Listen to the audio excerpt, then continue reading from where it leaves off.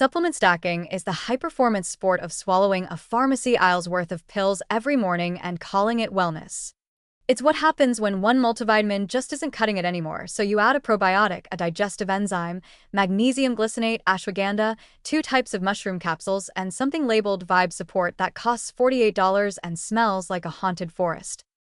Once the domain of bodybuilders and the extremely constipated, supplement stacking has now expanded into mainstream optimization culture. Everyone's doing it. Your yoga teacher, your uncle with gut issues, your coworker who claims they don't need therapy because they found a serotonin-enhancing adaptogen called mood root. There's no upper limit. The more capsules, powders, and chewables you can cram into your day, the more spiritually aligned your mitochondria apparently become. It starts innocently. Just a daily multi, you say, and maybe a probiotic. Then you hear magnesium is good for sleep, vitamin D for immunity, omega-3s for your brain, zinc for your skin, turmeric for inflammation, collagen for your joints, and, inexplicably, your elbows. And next thing you know, your kitchen counter looks like a medieval apothecary ran out of shelf space and started stacking tinctures on top of protein tubs. Your friend who's into stacking doesn't have a morning routine. They have a regimen. They start their day with a greens powder that tastes like lawnmower runoff, then move on to a gut blend that heals the microbiome, a mushroom stack for cognitive function, and a mysterious red powder that claims to optimize their aura. Their water bottle has things floating in it. Their pill organizer is the size of a small briefcase. You don't know if they're trying to live longer or enter a different dimension.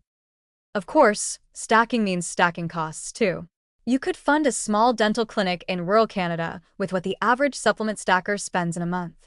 Every new bottle comes with words like bioavailability, synergistic, or clinically inspired, which is a fancy way of saying, we promise this won't make you grow a third eyelid, probably.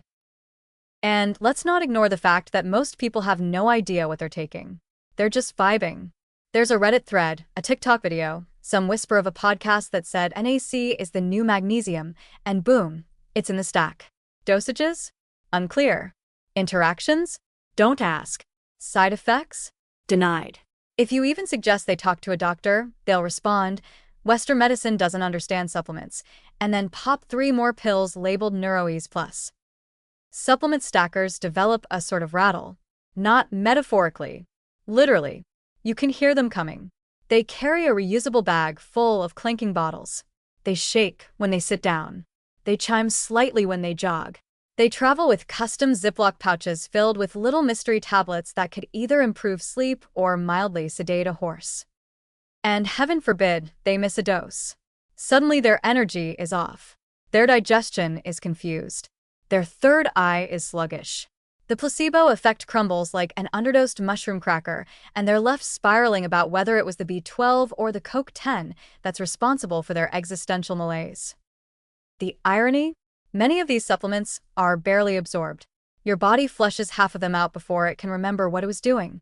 And most studies suggest that unless you have a specific deficiency or are, say, a Victorian orphan, you're just creating very expensive pee. So, what is supplement stacking really? It's the illusion of control. The belief that if you just get the right combo of powders, extracts, and time-released pellets, you'll finally unlock inner peace, better sleep, improved focus, glowing skin, and eternal bowel regularity. It's part science, part sorcery, and mostly just expensive multicolored hope in capsule form. Take them if you want. But if your wellness routine requires an Excel sheet and a daily pill count higher than your step count, it might be time to ask, is this healing or a hobby that rattles?